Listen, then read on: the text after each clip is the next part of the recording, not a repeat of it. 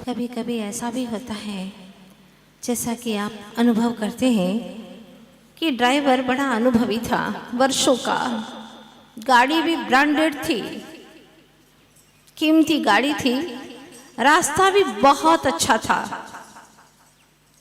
गाड़ी के सारे पुर्जे भी बहुत अच्छे थे, फिर भी वह मंजिल तक नहीं जा पाया।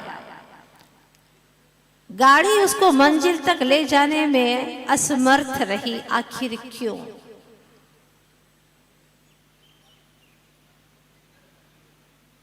प्रश्न है। क्योंकि गाड़ी में जो पेट्रोल था वो मिलावटी था। अस्पताल बहुत अच्छा था, नाम चलता था उसका, दवाइयां भी बेशक बहुत अच्छी कंपनी की थी, नर्स बिल्कुल काबिल, डॉक्टर कुशल वहां के, मरीज डॉक्टर जैसा कहे वैसा करने वाला बड़ा आज्ञाकारी, फिर भी रोग नहीं मिटा। कारण दर्द ठीक नहीं हुआ, किंचित भी दर्द में कमी नहीं आई। कारण सिर्फ इतना ही था कि दर्द का निदान ही गलत था, निदान सही नहीं हुआ था। और भी हम संसार में देखते हैं, बीज बहुत अच्छी किस्म का था, खाद बहुत अच्छी थी, धरती के बारे में क्या कहो, बिल्कुल उर्वरा भूमि थी, माली भी था बड़ा कुशल, कोई कमी नहीं थी माली के, किस समय क्या देना, इतना कुशल माली था, प्रकाश भी पर्याप्त था, फिर भी बीज में अंकुर पैदा नहीं हुआ। क्यों? जल पर्याप्त ही नहीं था। बीज अंकुरित हुआ तो सुख भी गया, लेकिन पौधा नहीं हुआ। पौधा भी थोड़ा सा हुआ, लेकिन बड़ा हुआ ही नहीं, क्योंकि जल पर्याप्त नहीं था। थाली में फाफड़े आ गए गर्मा गर्म, कचौरी, समोसा और रबड़ी, काजू कतली, रसगुल्ले, जलेबी, सब था, एक से एक चीज थी जो आपकी मनपसंद थी, पर आपकी एक भी चीज खाने की हिम्मत ही नहीं हुई। क्यों? क्योंकि पेट ही खराब था।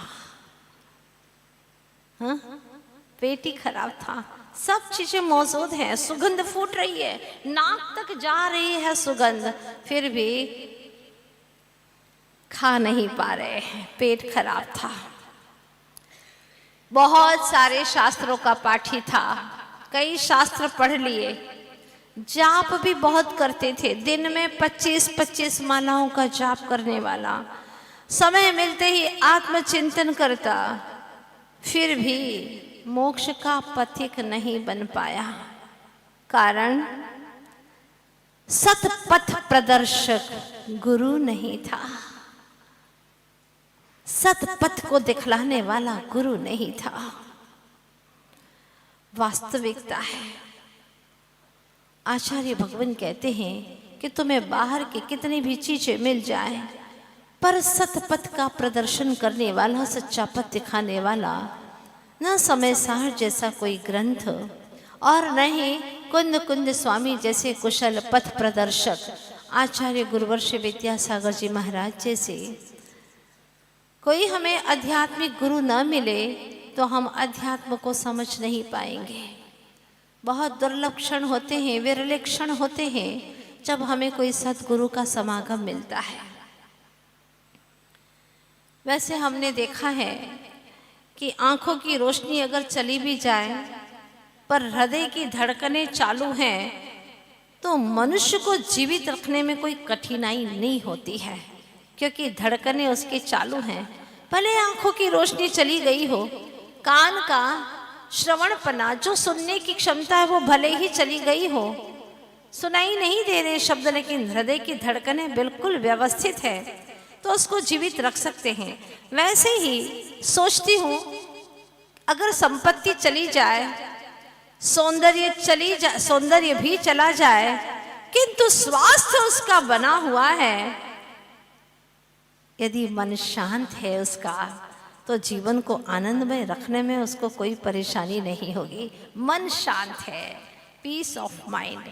अगर मन में शांति है तो चाहे कितनी ही बाहर की वस्तुएं न मिले कोई फर्क नहीं पड़ता, और बाहर की कितनी ही वस्तुएं सुख सुविधाएं मिल जाए, लेकिन मन में शांति नहीं है तो उसको कहीं शांति नहीं मिलती। सारी वस्तुओं को पाने के बावजूद भी अखरता है, कुछ न कुछ तो कमी लगती है उसे, लगता है कि कुछ न कुछ शेष रह गया है।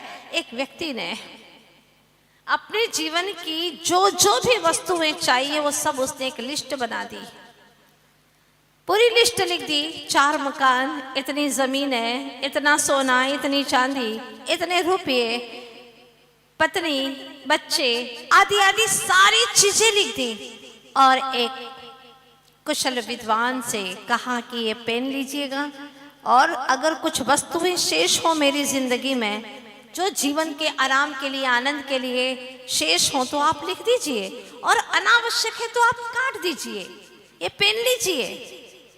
उसने पेन लिया और पूरी लिस्ट को देखा, उसने सारी लिस्ट को काट दिया। ये सब महत्वपूर्ण नहीं है, और बड़े सुंदर अक्षरों में सबसे ऊपर लिख दिया पीस ऑफ माइंड, मन की शांति।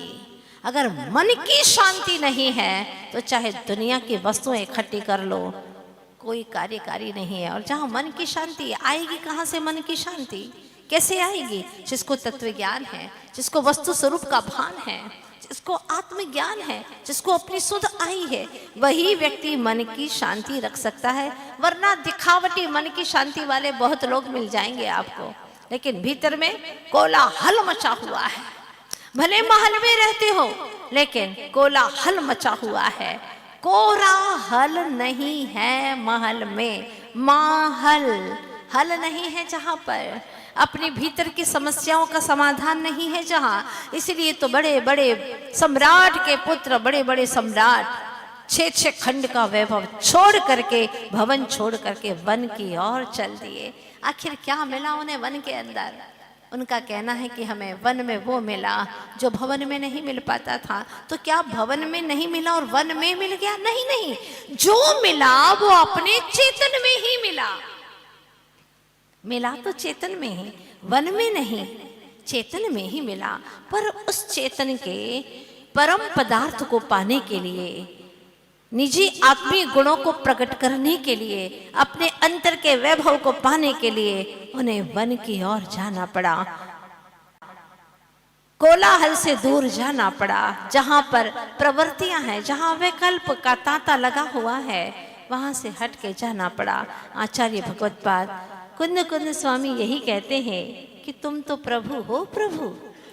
कितनी अच्छी बात कहते हैं, हे आत्माओं तुम सब प्रभु हो प्रभु। और प्रभु किसे कहते हैं? जिसमें प्रभुता हो, ऐश्वर्य हो, वैभव हो, अनंत शक्तियां हो, ऐसे तुम भी प्रभु हो।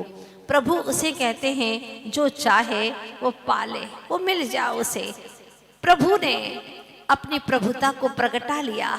तू भी प्रभु है, तू भी चाहे तो अपनी प्रभुता को प्रकट कर सकता है, पर अपने आप को दीनहीन बना लेगा कि मैं ये नहीं कर सकता, मैं वो नहीं कर सकता, तो कुछ भी नहीं कर पाएगा। उन्नतम मानसम यस्य भाग्यम तस्य समुन्नतम। जिसका मानस उन्नत है उसका भाग्य भी समुन्नत है। जिसकी सोच ऊंची है उसकी वस्तु भी ऊंची होगी। उसको निश्चित रूप से ऐसी वस्तु की प्राप्ति भी होगी। सोच ऊंची रखे, लक्ष्य ऊंचा रखे। लक्ष्य ऐसा है जिसके बाद में और कोई लक्ष्य ही ना हो, वह है सर्व कर्मों से मुक्ति, परम वितराग दशा, परमानंद दशा। परम समाधान रूप ज्ञान प्राप्त करना है, पूर्ण ज्ञान को पाना है। ऐसा तत्व ज्ञान, ऐसा आत्मज्ञान जिसके बाद में कोई ज्ञान ही नहीं होता, परिपूर्ण ज्ञान का मात्र लक्ष्य है। तो जिसने भी ये लक्ष्य बना लिया कि मुझे अब परिपूर्णता को प्राप्त करना, छुटपुट चीजें क्या मांगना, मांगना तो ऐसा कि जिसके बाद में कोई मांगने की जरूरत ही ना हो। तो आचार्य भगवान कुंद कुंद स्वामी यही कहते, अहमिको, मैं एक हूँ, खलो शुद्ध, नियम से शुद्ध हूँ, निश्चय से शुद्ध हूँ। कपड़ा जब खरीदा था आपने तब शुद्ध था, स्वच्छ था, सफेद था।